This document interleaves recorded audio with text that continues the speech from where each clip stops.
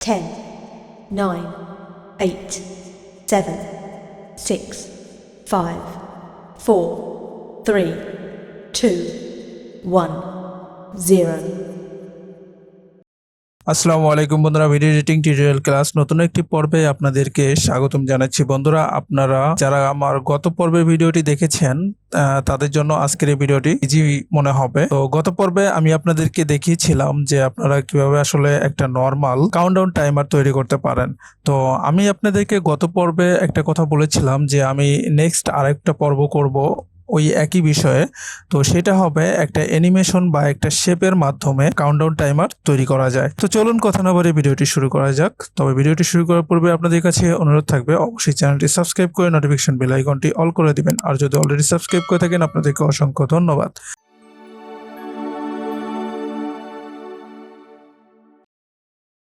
তো বন্ধুরা, আমরা অলরেডি প্রিমিয়ার প্রোতে আছি। তো এখন এখানে আমি প্রথমে একটা সিকোয়েন্স ক্রিয়েট করে নিয়েছি। আপনারা সিকোয়েন্স ক্রিয়েটের বিষয়ে আমার মনে হয় যে আপনারা কেউ না জানা নেই। তবে যদি না জেনে থাকেন তাহলে অবশ্যই আমার চ্যানেলে ভিজিট করে দেখে আসতে পারেন সেই ভিডিওগুলো। তো আমি এখানে একটা ব্যাকগ্রাউন্ড নিয়েছি। দেন এখন আমি এইখানে একটা কাজ করব, সেটা হলো একটা শেপ তৈরি করব। ধরেন এইখানে এই যে দেখতে পাচ্ছেন ইলিপস। তো এই ইলিপসের এখানে যদি আপনারা মাউসটা ক্লিক করে ধরে রাখেন তাহলে এখানে অনেকগুলো অপশন পাবেন।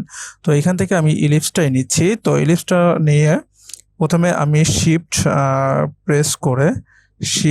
প্রেস করে আমি এটাকে বড় করে একটু শেপ আকারে নিব। ঠিক আছে, দেন এইটা আমি এইখানে রাখলাম, সমস্যা নাই। আসলে আমার স্টক কালার আগে দেওয়া ছিল যার কারণে এরকম দেখাচ্ছে।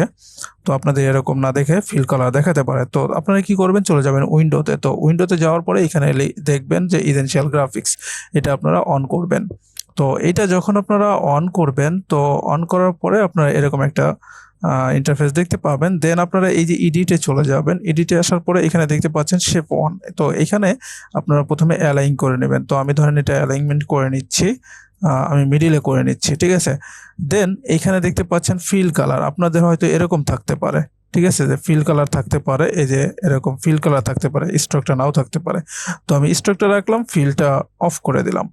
দেন এখান থেকে এই যে দেখতে পাচ্ছেন স্ট্রোক। তো এই স্ট্রোকের এটা আমি একটু বাড়িয়ে দিলাম পরিমাণটা, ধরেন এতটুকু রাখলাম। দেন রাখার পরে এইখানে আরেকটা কাজ করতে হবে, সেটা হলো এই যে দেখতে পাচ্ছেন শেপ অন। তো এটাকে আমি একটা ডুপ্লিকেট করব। তো ডুপ্লিকেট করার জন্য এটা মাউসে রাইট ক্লিক করব, এখানে দেখতে পাচ্ছেন ডুপ্লিকেট। তো ডুপ্লিকেট করার পরে আমি এই যে এটা হলো প্রথম শেপ, এটা হলো দ্বিতীয় শেপ। ঠিক আছে, তো এখানে আমি এটা কালার চেঞ্জ করে দিই। ধরেন আমি এখানে হোয়াইট করে দিলাম। ঠিক আছে, এটাকে আমি নিচে নিয়ে আসি আর ওইটা উপরে থাক। ঠিক আছে, দেন স্কেল, এই যে এইখানে এই যে দেখতে পাচ্ছেন যে scale, toggle animation for scale. তো এই স্কেলটাকে আমি একটু কমিয়ে দেব। ঠিক আছে, ধরেন এটাকে আমি নিচে নিয়ে আসি আগে। হ্যাঁ, নিয়ে আসলাম। দেন এখানে স্কেলটাকে আমি একটু কমিয়ে দেব। আপনার যতটুকু লাগে আপনি ততটুকু কমিয়ে দেবেন। ধরেন আমি এতটুকু কমিয়ে দিলাম। দেন আমি এই উপরেরটার স্ট্রোকটা আর একটু কমিয়ে দিই, কারণ আমার কাছে কেমন যেন মোটা মোটা মনে হচ্ছে। ধরেন এতটুকু রাখলাম। দেন রাখার পরে আমার অন্তত মিডিল অ্যালাইন সবই ঠিক আছে। তারপর আমি আর একটু স্মুথ করে নিই। হ্যাঁ, হয়ে গেছে। দেন এখন আপনারা কি করবেন, এখান থেকে এই যে এসেনশিয়াল গ্রাফিক্স প্যানেলটা, এটা আপনারা অফ করে দিবেন। তো ধরেন আমি এখান থেকে অফ করে দিলাম। তো অফ করে দেওয়ার পরে আপনারা দেখতে পাচ্ছেন এরকম একটা অবস্থায়, কিছুই কিন্তু হয় নাই, দেখা যাচ্ছে যে কিছুই হয় নাই। তো এখন আমি কি করতে পারি, এখন চলে যাব ইফেক্টে। তো ইফেক্টে যাওয়ার পরে এখানে আমি লিখব রেডিয়াল রেডিয়াল রেডিয়াল হুইপ। ঠিক আছে, তো এই যে দেখতে পাচ্ছেন রেডিয়াল হুইপ। তো এটা আপনারা এটার উপর ক্লিক করে ছেড়ে দেবেন। ঠিক আছে, তো ছেড়ে দেওয়ার পরে আপনারা চলে যাবেন ইফেক্ট কন্ট্রোলে। এখানে যদি না পান উইন্ডোতে চলে যাবেন। উইন্ডোতে যাওয়ার পরে এখানে আপনারা দেখতে পাবেন। তো ধরেন আমি এখানে ইফেক্ট কন্ট্রোলটা পেয়ে গেছি, এই যে রেডিয়াল। তো এই রেডিয়ালে সর্বপ্রথম আপনারা দেখতে পাচ্ছেন যে এই যে ট্রানজিশন কমপ্লিশন। ঠিক আছে, তো ধরেন আমি এটাকে একটু সামনের দিকে এগিয়ে নেই, ধরেন এত দূরে এগিয়ে নিলাম। তো নেওয়ার পরে আমি এইখানে এই অ্যানিমেশন এটাকে অন করে দেব। তো অন করার পরে প্রথমটাতে রাখবো আমি 0, প্রথমটা এখানে এসে 100 দিব, এখানে এসে 100 দিব। আর এইটা এই পেছনে নিয়ে যাব একবারে শুরুতে। তো শুরুতে নেওয়ার পরে এইখানে দিব আমি 0। দেখতে পাচ্ছেন এই যে। এখন যদি এটা আমি প্লে করি তাহলে দেখেন কেমন দেখা যায়। এই যে দেখতে পাচ্ছেন এটা একটা অ্যানিমেশন হচ্ছে, ঠিক আছে। এই যে দেখেন এটা কিন্তু একটা অ্যানিমেশন হচ্ছে।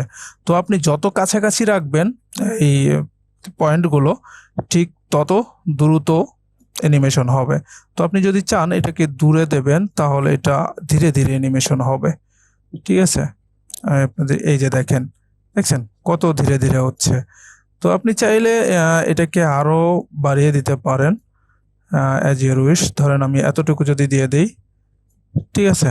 এখন যদি আমি এটা প্লে করি, দেখতে পাচ্ছেন কত ধীরে ধীরে হচ্ছে, ঠিক আছে। এটা হচ্ছে। এখন এখানে আবার আরেকটা কাজ করতে হবে। এই যে এই যে দুইটা কি ফ্রেম দেখছেন, এইখানে আপনারা ইজি প্রথমটাকে দিবেন ইজি আউট, আর দ্বিতীয়টাকে দিবেন ইজি ইচ।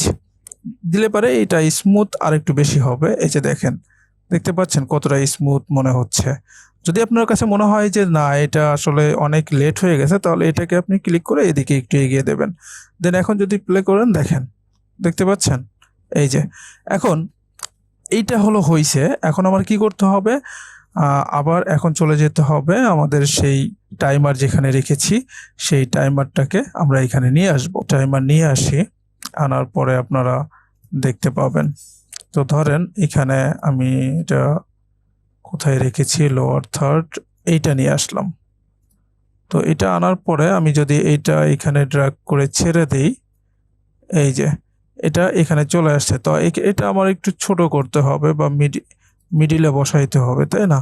তো সেটা বসানোর জন্য আমাকে কি করতে হবে, এটাকে ছোট করতে হবে। ধরেন আমি এইখানে বসাইলাম। তো বসানোর পরে আমি এইখানে এই মাঝ বরাবর রাখলাম। এখন যদি আমি প্লে করি তাহলে দেখেন এটার সাথে 10 seconds remaining. 5, 4. দেখতে পাচ্ছেন আপনারা কিভাবে অ্যানিমেশনটা হচ্ছে। আমি আপনাদেরকে আরেকটু দেখাই। এই দেখেন 10 seconds remaining.